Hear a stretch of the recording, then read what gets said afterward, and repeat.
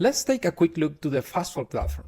Here on the apps, you will see all the available offering for models and complex workflows. Let's pick a quick example.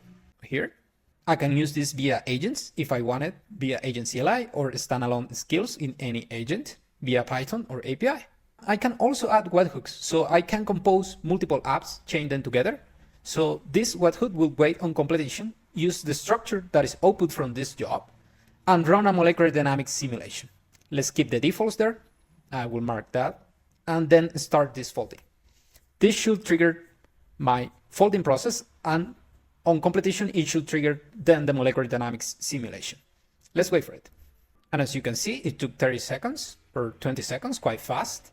And then you will see the results, plots, and OpenMM, which is the workflow that triggered after this completed. Let me open that. Now you can see here that the molecular dynamics simulation started. Let's wait for it.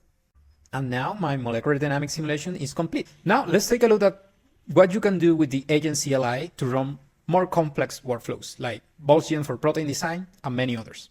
And now let me just ask for some quick examples. Let's see. And I have the response here. So I have a range of presets. I will select one. And as you can see, it's running. It created the workflow, all the input files. It used some examples. And then it gave me a link to the composer. Let's take a look at it for review. So as you can see, it created a graph or a workflow for me that I can edit and basically collaborate with the agent. And I also will have visual editors here for the structure that is being used, the BoltzGen parameters, and anything in between that you can add. It ran my workflow. Let's take a look. Now you can see it's running a state. You can inspect the logs in real time here to debug anything happening with the job. And let's just wait. And now it's completed. Congratulations. This is your first complex workflow for protein design using the agent CLI. And as you can see, you have all the metrics and artifacts here, so you can keep using the agent to do post-processing anything you want.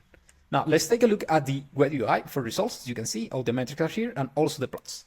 And now finally, let's take a look at managed agents in the cloud. So here you can add a little bit more control to keep your agents in check. You can add files, skills, MCPs, and environment variables. And you can also deploy these agents in a safe environment where you can set up compute, GPUs, and coming soon will be supporting OpenShell from NVIDIA. Now let's check on a previous session running this agent runtime.